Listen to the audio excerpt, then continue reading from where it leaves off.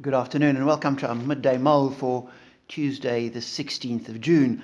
A thoroughly miserable day, cold and drizzling, and so I'm inside a cold church, which is actually for the first time in a long while warmer than outside.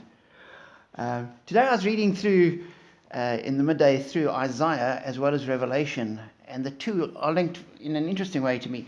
Start off with Isaiah 48 from verse 1.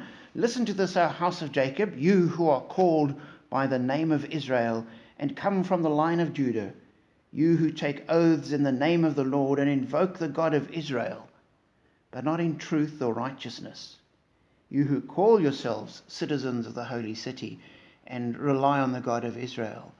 The Lord Almighty is his name. And a real challenge to the people, saying you might call yourself the people of God, but that's not how you live. And it ends up in that chapter that Isaiah says, leave Babylon, flee from the Babylonians. Announce this with shouts of joy and proclaim it. The Lord has redeemed his servant Jacob. Come out of Babylon.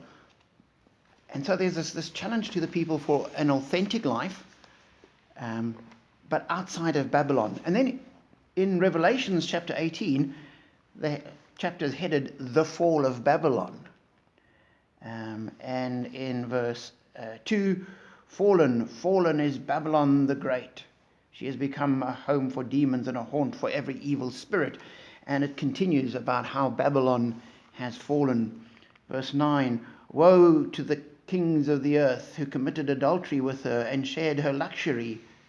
When they see the smoke of her burning, they will weep and mourn over her. And a little later, the merchants of the earth will weep and mourn over her, because no one buys their cargoes anymore. And then later, every sea captain and all who travel by ship, the sailors and all who earn their living from the sea, will stand far off, and they will see Babylon destroyed.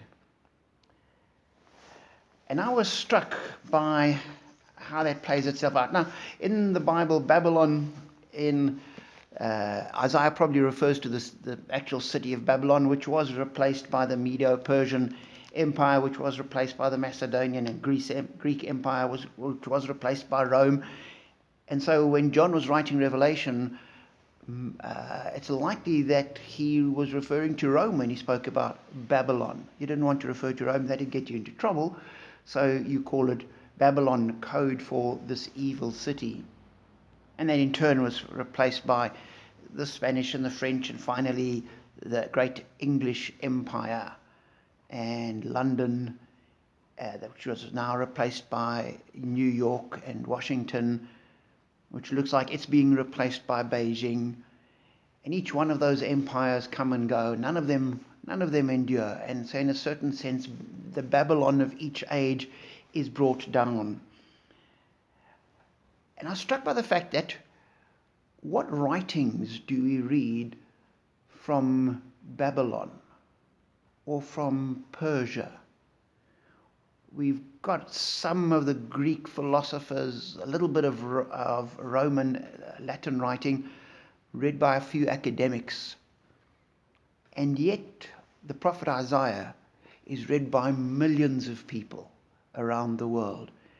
And just brought to mind that verse, the word of the Lord stands forever.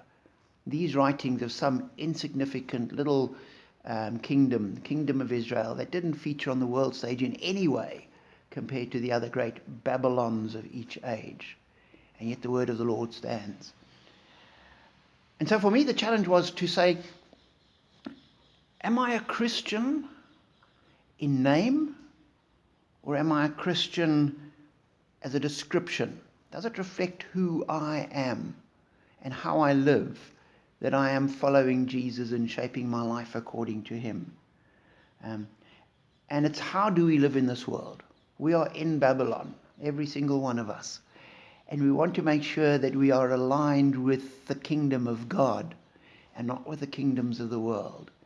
So that when the word of the Lord comes like it did in Isaiah to the people of Israel, and saying to them, leave Babylon, flee from the Babylonians, and God will lead us out. Carries on, They did not thirst when he led them through the deserts. He made water flow for them. He split the rock and water gushed out. God looks after us. And we need to align ourselves with him and be aware that this world, no matter how powerful it is passing away, as every single empire and major city and king has throughout history. So check your alignment and check your authenticity. Be blessed.